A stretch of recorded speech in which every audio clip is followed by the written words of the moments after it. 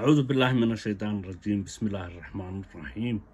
اللهم صل على سيدنا محمد صلى الله عليه وسلم. ولا ليال waxaad moodaa sanadkan 2024 inay uu ku sii dabayaaqadiisii ay noqotay sanadkii ugu khilaafka badnaa ama ugu dhiila badnaa ummadda Soomaaliyeed oo hadda waxyaabaha dhacay oo dhan aynaan soo koobi karin. kuwa ugu dambeeya waa colaadahan ka socda meel walbaba ee hadda ugu dambaysa walaalaha deriska ah ee Soomaaliyeed ama Soomaalida galbeed ama Soomaalida ogaadeenya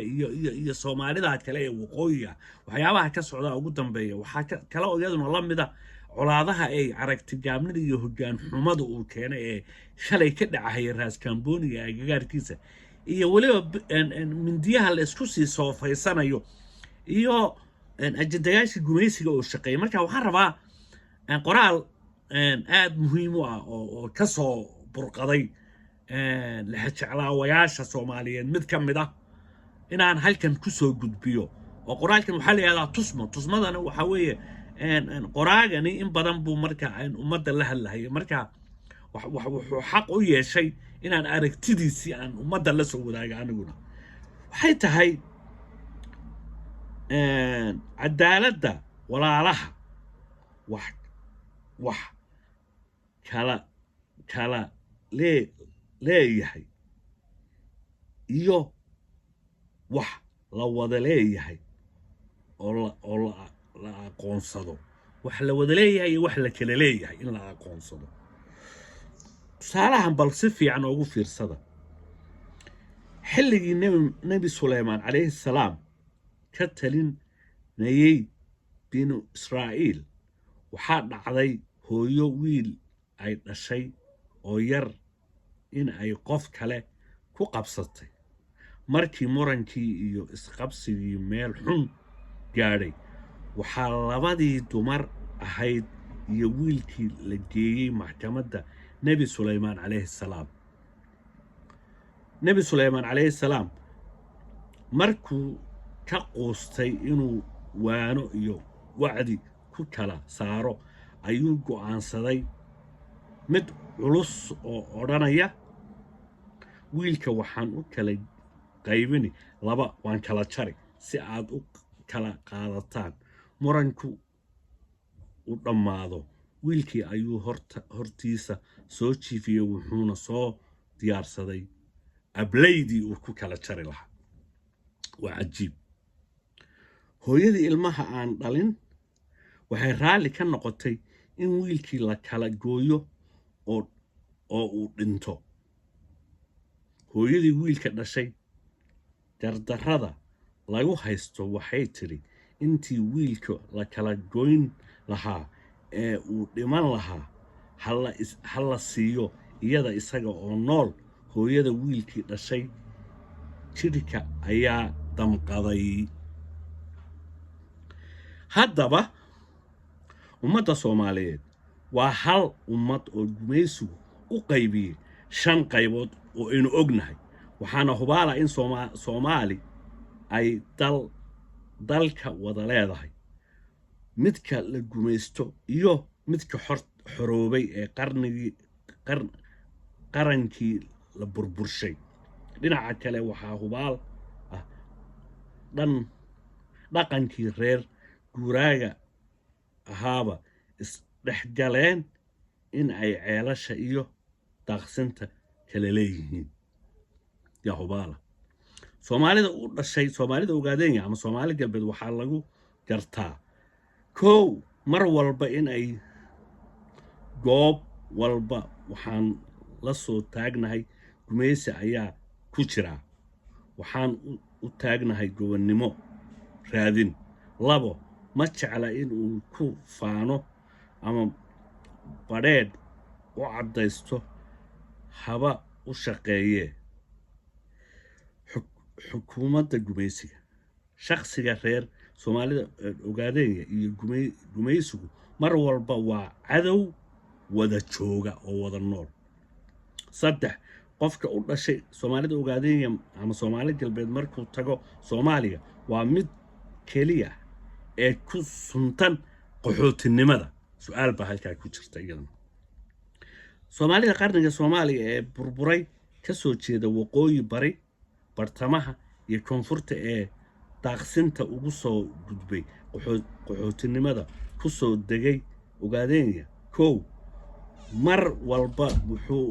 ahaadaa mid jecel xiriir sokeeye uu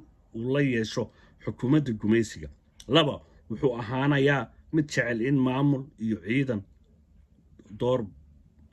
door bidid in ay dul joogaan dad aan Soomaali ahayn saddex marna ma jecla dalka Ogaadenya Soomaalida Ogaadenya uu ka jiro dagaal gobonimo doon afar haddii dhibaato ka dhacdo dalka Soomaalida Ogaadenya waxay si degdeg ah ugu guuri Soomaaliya iyaga oo aan lagu sheegin qaxooti shan haddii ay dhacdo isku dhac beeleed dadka ka soo jeeda Soomaalida weligood waxaa looga soo birmadaa Soomaalida xorta lix dhuxulaysiga barkadaha qodka dan kama laha nabaad guurinta dhulka deegaanka waa dad aaminsan in ay leeyihiin meel ay dib ugu laabtaan toddoba waxay aaminsan yihiin joogitaankooda in ay ka magansadaan ku dhawaanshaha gumaysiga waxay dalka Ogaadenya ama Soomaalida galbeed muran geliyaan magaca ma ogola DDS waxay odhan Soomaalida Itoobiya haddana intaa kaga gudubno waa sababaha duruufaha ka muuqda bulshada Soomaaliyeed ee degan xuduud beenaadka Soomaalida Ogaadenya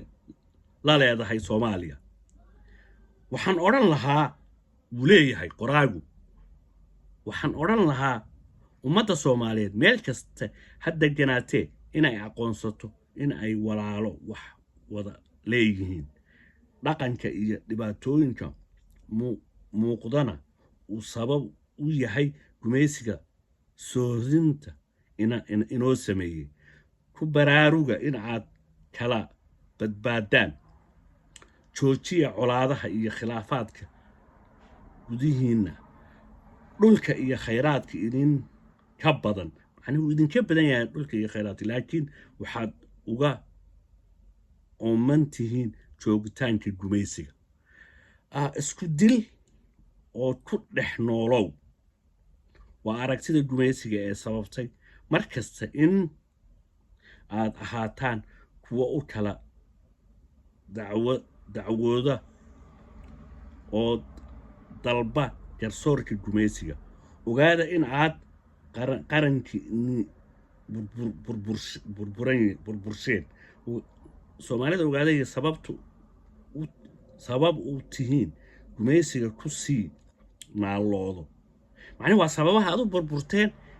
Soomaalida Ogaadenya inay gumaysiga ugu soo naaloonaysa waa sababahaas weeye dhaca dhexdiina Allah subhanahu wa ta'ala bogiina burcad ha isku mariyo ha idin fahansiiyo wada dhalashadiina iyo cidda ah cadowgiina runta ah Allah subhanahu wa ta'ala ayaa weyn qofkii aaminaa awood leh qof Allah subhanahu wa ta'ala qofkii aaminaa awood leh haddaan intaa ka gudbo waxaan raacsanayaa anigu waa makhraatimo doonto in gumaysigii Itoobiya sidaa ahaa loo kala tartamayo oo dhammaan ay hadda horjoogayaasha ummadda ee shan bay ahaayeen qoraagu isagu shan buu ku tilmaamay ee lixda u qaybsan hadda shan lagu daray lix waa 11 haddaan number ku bilownana noocan hadda gumaysiga hoos joogay liyaa DDS ee awal horena kilil 5 loo yaqaanay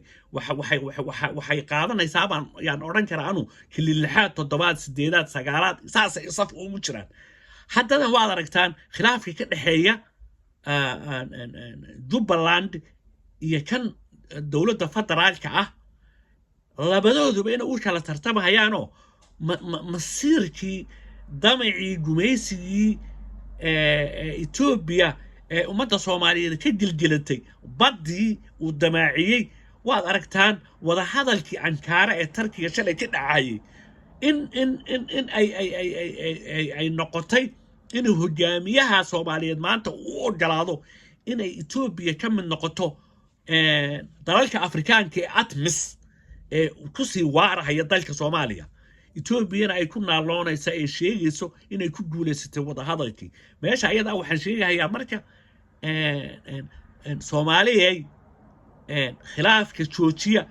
dhiigbaxa ummadda Soomaaliyeed ka socota saacad walba joojiya sanadkana wuxuu noqotay sanad dabayaaqadiisii Soomaali dhibaato ay u geystay macnaheedu waxa sheegaya sanadku dhibaatada ma geysanaya waa sanad ku suntanaaday weeye inay Soomaaliya rajadeedu mugdi galo